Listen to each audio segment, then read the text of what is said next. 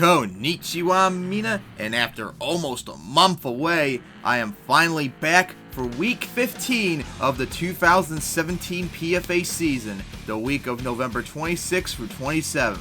So here is the stand-ins after the first 14 weeks this season. In the National East, Cleveland leads Manhattan by a game.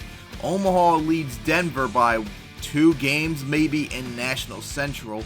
Jacksonville has a tiebreaker over Birmingham in the National South. Oakland has the 2-game lead over Portland in the National West. Pittsburgh has the 1-game lead over Columbus in the Century East. Chicago has the quarter-game lead over Oklahoma in the Century Central. Miami has the 1-game lead over Dallas in the Century South. And El Paso has the 1-game lead over San Francisco in the Century West.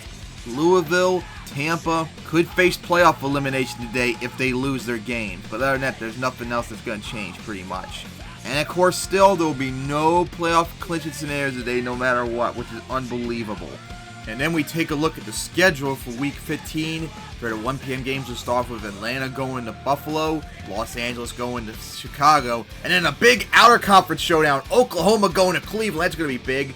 A pretty important Century Conference game. Minneapolis visiting Dallas, Milwaukee at Indianapolis, Tampa going to Jacksonville, Baltimore going to Kansas City. Another big outer conference showdown is Detroit visits Manhattan, Orlando visits New Orleans, Louisville visiting Omaha, Portland visiting Philadelphia, and then a big Century East showdown with the Century East on the line, Columbus visiting Pittsburgh. Then we get to the 4 p.m. games, a pretty big National South showdown as San Antonio visits Birmingham, Boston visits Denver, Oakland visits Phoenix, El Paso visits San Diego, Las Vegas visits Seattle in a big Century West showdown. And then we get to Sunday night, and it's going to be a big Century Conference game as Miami visits San Francisco. And then finally in the Monday night game, Houston visiting Hawaii. So we get this week underway with Atlanta visiting Buffalo, as the Trojans are still going to be without Cody Perry, their quarterback, as his backup's going to be playing today in the rain, so let's see what happened. Atlanta would get the win 23-16 as their running back Kenneth Dixon had 20 carries for 139 yards. Their wide receiver Joseph Eames had 5 receptions, 149 yards and 2 touchdowns. He had a big day. Buffalo's linebacker James Ferris had 11 tackles, 2 forced fumbles, and a fumble recovery, and their strong safety Nathaniel Parker had 10 tackles. So defense was the main focus of this game, but in the end, Atlanta pulled off the victory, finally ending their losing streak. But of course, they're already eliminated from the playoffs, so that was a little too late to win this one. Then we go out west to Chicago as Los Angeles visits Chicago as they're trying to keep up in Century Central against Oklahoma and Detroit, whereas Los Angeles is trying to keep up with everyone in the National West as they're still in the playoff hunt. But of course, losing Maurice Green, that's going to be really difficult to play against a stingy defense. But Los Angeles would pull off the upset as they win 28-21. Wow! Los Angeles backup quarterback Justin Rowland was 18 of 29 for 207 yards and 2 touchdowns. And their linebacker Julius Searcy, 12 tackles and 4 sacks. He had a big day. Chicago's only bright spot was their defensive end, Alfred Helms, 14 tackles and 2 sacks. What a tough loss for Chicago, as now they're in trouble of losing their spots to both Detroit and Oklahoma. So they got to really watch out, but it was a big win for Los Angeles. They're still being competitive in the very competitive and weak National West.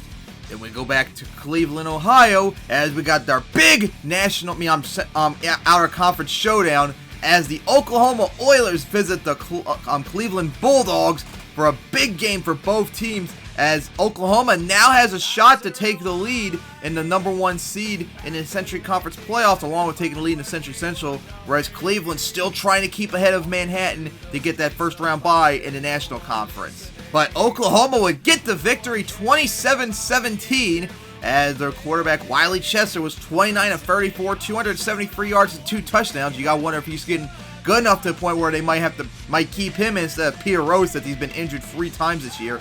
Their wide receiver Paul Hillman, 7 receptions, 108 yards and a touchdown.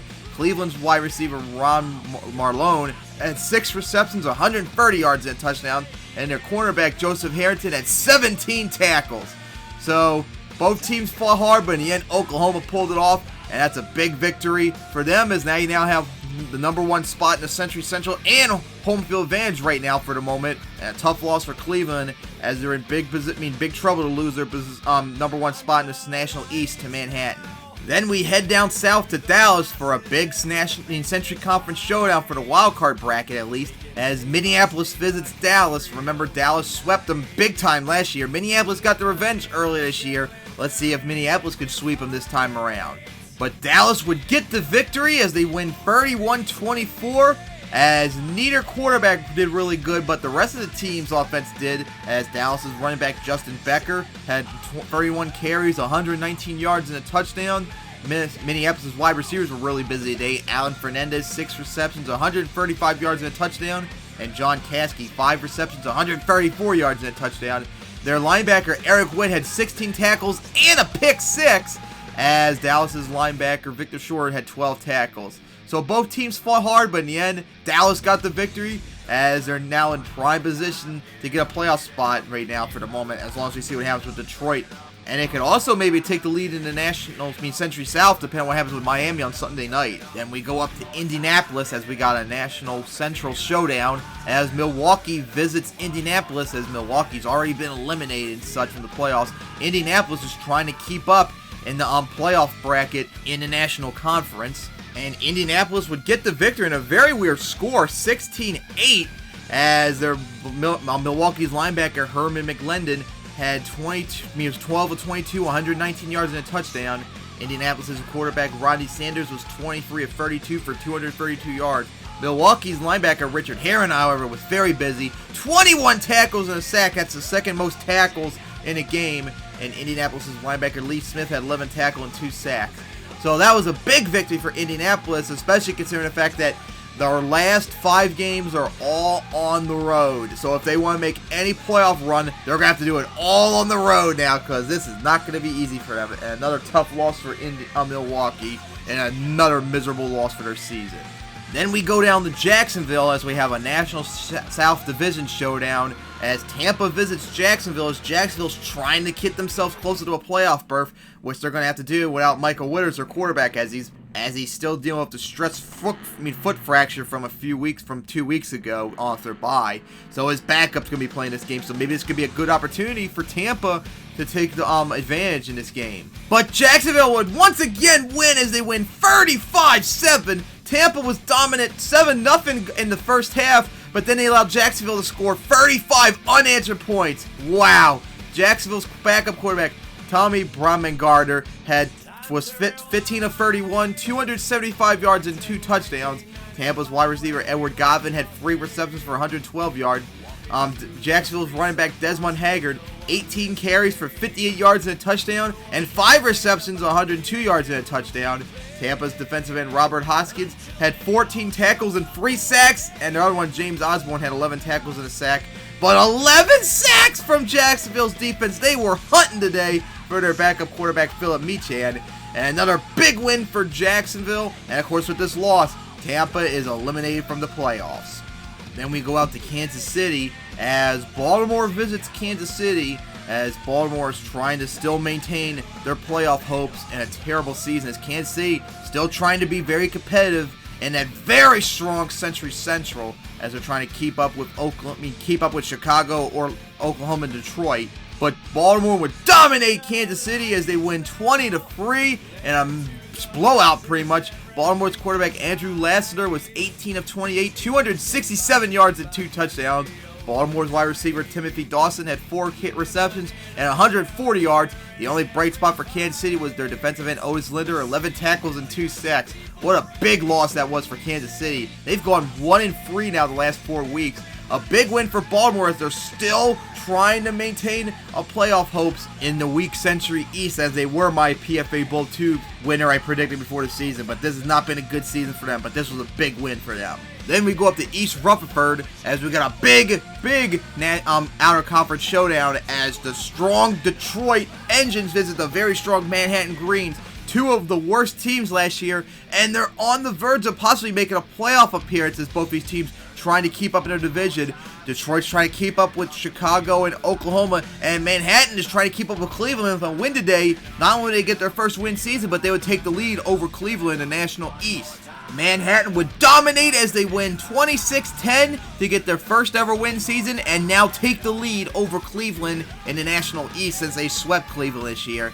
Manhattan's quarterback Jamie Norwood was 20 of 29, 310 yards, 2 touchdowns and a pick. Outshined Detroit's quarterback Charles Cunningham. Manhattan's wide receiver, David Neto, 5 receptions, 144 yards and a touchdown.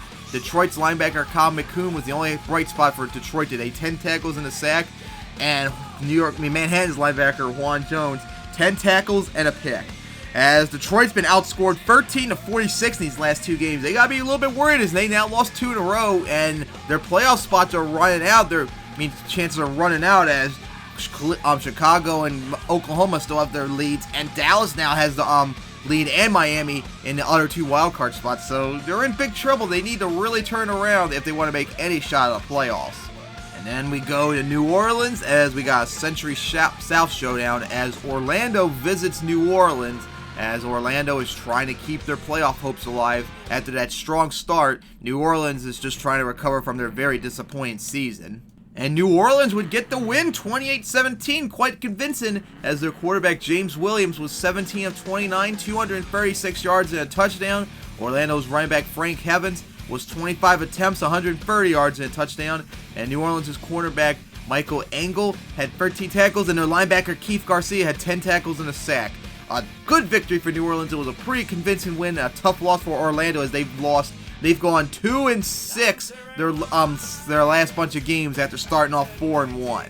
Then we go up to Omaha as we got a National Central showdown as Louisville visits Omaha. As Omaha's trying to recover, they've lost 3 games in a row and still trying to keep up against Denver in the National Central, as Louisville's still trying to keep their slim playoff hopes alive. And Louisville would pull off the upset as they beat Omaha 20-17. Holy crap, who would have saw this coming? As now Omaha's lost 4 in a row now. This is their worst losing streak in franchise history. As Louisville's quarterback Stanford Fink was 20 of 33, 199 yards and 2 touchdowns. Omaha's quarterback Archie Marvin was 24 of 32, 274 yards, a touchdown and a pick. So the number 1 overall pick would outshine the MVP of the title game last year for crying out loud. Unbelievable. Omaha's running back Mark Metz had 32 carries, 119 yards and a touchdown. Their wide receiver Stephen Carmona had 7 receptions, 106 yards and a touchdown. Louisville's wide receiver Scott Bueno, 4 receptions, 108 yards and 2 touchdowns. Their linebacker Larry Mercier had 16 tackles and a forced fumble. And Omaha's strong safety Tommy Reno had 12 tackles. A tough loss once again for Omaha. Are you kidding me? They keep losing very close games over and over again these last bunch of weeks. And a very big win for Louisville, as I'm pretty sure the only way they can make the playoffs now is winning the National Central, which they still have a shot to do, even though the odds are not going in their favor.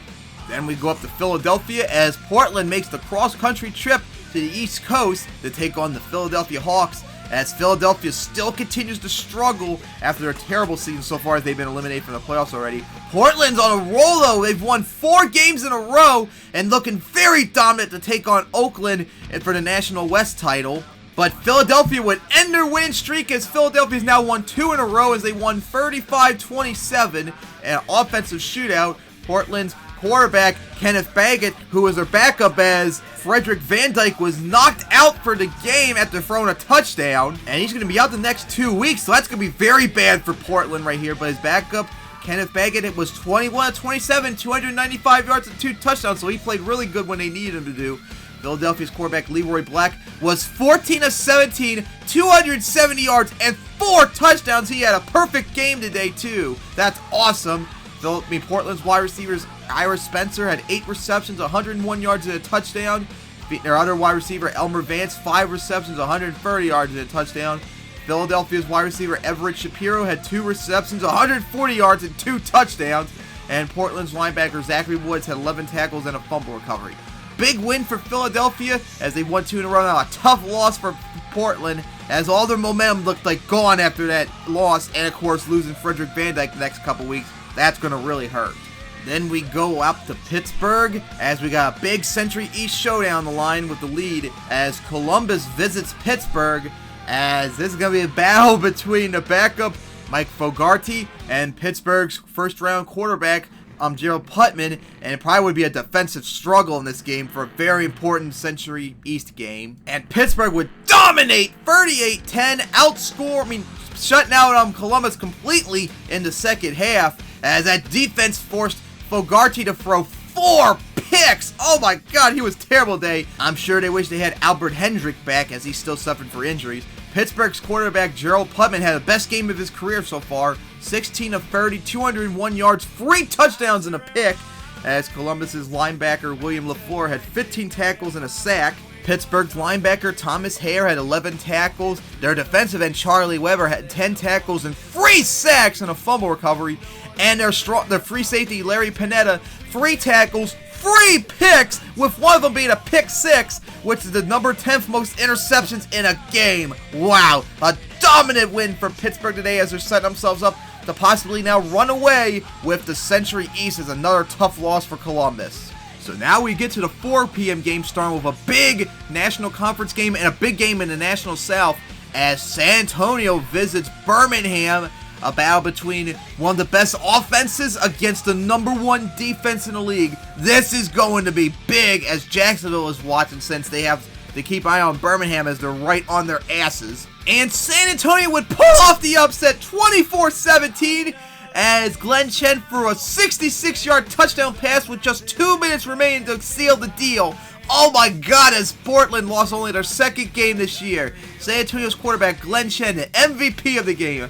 19 of 30, 304 yards, 3 touchdowns, and a pick. He was awesome this game. Birmingham's rookie quarterback Arlie Burke actually was really good too. 25 of 43, 275 yards and 2 touchdowns. San Antonio's wide receiver Scott Loop has 5 receptions, 105 yards. Birmingham's wide receiver Harvey Lewis, 6 receptions, 106 yards and a touchdown. And their linebacker Christopher Vela has 13 tackles and a forced fumble. So wow, this is a big win for San Antonio, as they're right there in the mix still, outside looking to get into the playoffs, although they're going to have a difficult time still with Denver right there too. But what a devastating loss this was for Birmingham, as they got to play Jacksonville for the first time next week. Oh my god, are you kidding me? They blew this game. That's not what they should have done at all. That was devastating. So then we go up to Denver, as Boston visits Denver, as the Miners are also trying to keep ahead of San Antonio in the hunt for those last 2 wildcard spots in the playoffs that they're both desperately fighting over, as Denver's now won 4 in a row and looking a lot better after their terrible start to the year. Denver would get the victory 20-16 in a close game. They were kind of struggling a bit, but in the end they pulled it off, as quarterback Zachary Ellis was 21 of 30, 324 yards, a touchdown and a pick. And their wide receiver Sol Harmon had 5 receptions, 141 yards. So a big needed win for Denver, as they needed to keep ahead of San Antonio, but they still got a lot of work to go against them, with Cleveland and Birmingham having the 2 wild card slots filled up at the moment. It's going to be very difficult. But with Omaha losing 4 in a row now, Denver's in prime position to maybe challenge and take this National Central away. We'll have to wait and see in the next couple weeks. Then we go down south to Phoenix, as it's the Phoenix Storm hosting the Oakland Majors, as this is a big National West showdown, as Oakland's still trying to keep up with against everyone in that division, as Phoenix is trying to recover from their terrible start to the season. And Phoenix would finally get a win, 20-12, as they finally ended their 6-game losing streak that they just couldn't stop losing. Oakland's wide receiver Joshua Crane, 4 receptions, 109 yards. Phoenix's linebacker Elvis Chandler had 12 tackles, and their linebacker Adam Hernandez had 12 tackles and a pick. This was all defense, and Phoenix's defense came up big time for this win. This was huge. They need this win to keep up in the very competitive and weak National West, as this is a tough loss for Oakland. They now lost 2 in a row, so they better start pulling off some wins, or they're going to make probably like one of the biggest chokes in PFA history. Then we go out west to San Diego, as we got another Century West showdown, as El Paso visits San Diego. These 2 played each other last week down in Mexico City. This time it's up in San Diego, as both teams played really well last week. Let's see what happens here. And El Paso would get the win 19-10 in a low-scoring affair, as El Paso's quarterback James Fabinovidox was 16 of 26, 215 yards and a touchdown. El Paso's running back Allen Davis continues to dominate, 28 carries, 165 yards, which is the 8th most rushing yards in a game And San Diego's linebackers Aaron Silvers, 16 tackles, 2 sacks, and a forced fumble, and Joseph Quintana had 10 tackles. A very big win for El Paso. They swept San Diego this year, and San Diego is on the verge of being eliminated. If Miami beats San Francisco tonight, they will be eliminated from the playoffs. Then we go up north to Seattle in the rain, just like last week's rainstorm, as it's a rematch from last week, another Century West showdown as Las Vegas visits Seattle. Seattle dominated the rain last week. What will they do this time at home? Seattle would sweep Las Vegas as they win in overtime 23-20, as they had to pull off a big comeback right there in the second half. Las Vegas' quarterback Keith Belcher was 17 of 27 for 274 yards, 2 touchdowns, but 2 picks as well. That's not good. Las Vegas' wide receiver John Maxwell, 4 receptions, 103 yards, and a touchdown. Seattle's wide receiver Eric Benjamin, 8 receptions, 104 yards, and a touchdown.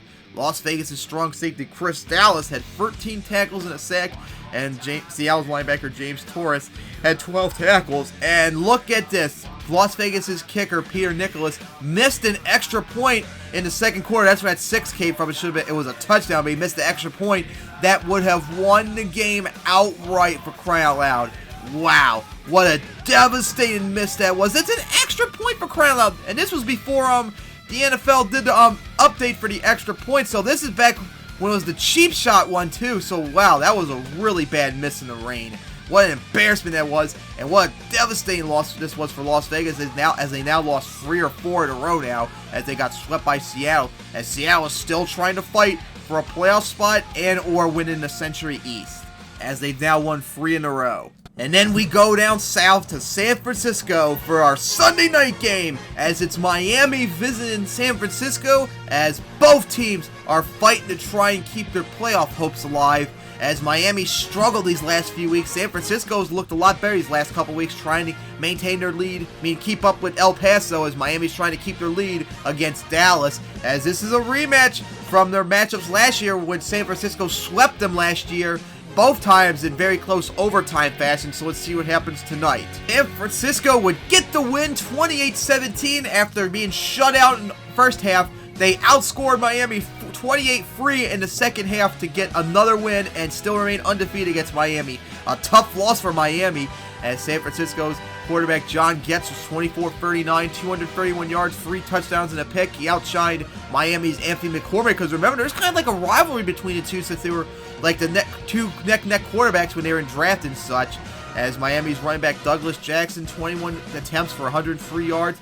Miami's running back Anthony Marks, 21 attempts, 142 yards, and a touchdown. Miami's linebacker Anthony Lewis had 12 tackles, and San Francisco's cornerback Kenneth Nichols had 11 tackles. This is a big win for San Francisco, as they beat both Baltimore and Miami on back-to-back Sunday night games, 2 of the teams that were vying for the Century Conference Championship. And thanks to this loss, San Diego is still in the playoffs for another week.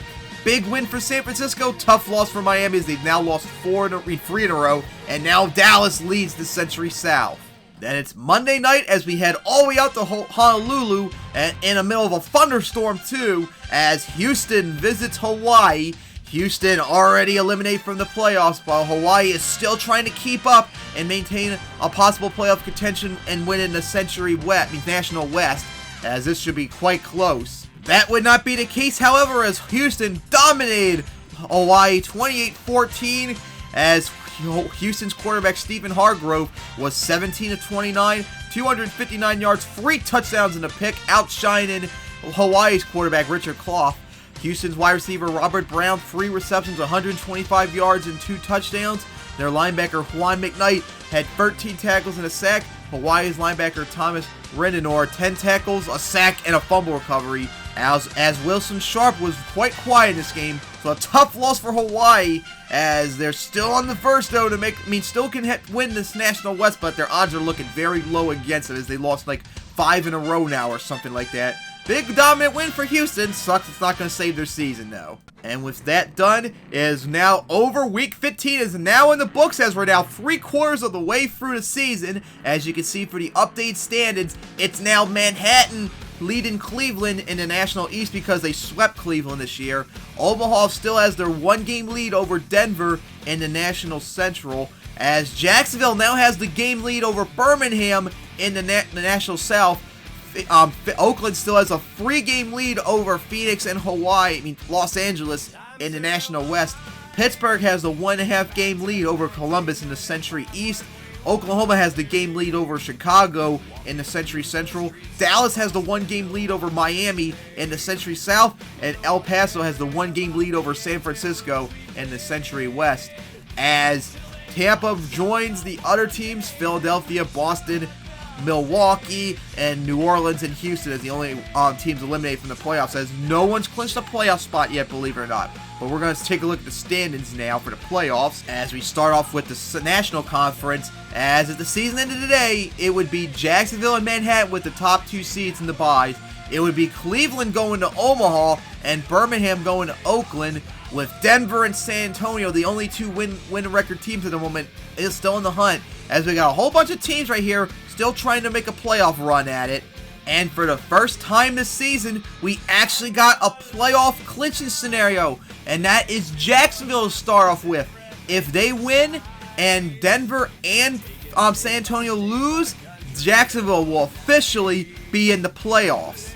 But that is literally it for playoff clinching scenarios. Now for the playoff elimination scenarios, Louisville could be eliminated if they lose and Omaha gets the victory. Also, Washington would be eliminated too if they lose and Manhattan and Cleveland both win their upcoming games. So yeah, nothing's really looking good for the Americans. But other than that, nothing else changes in the National Conference, with just 2 playoff elimination scenarios with Louisville and Washington, and Jacksonville could possibly make a playoff berth.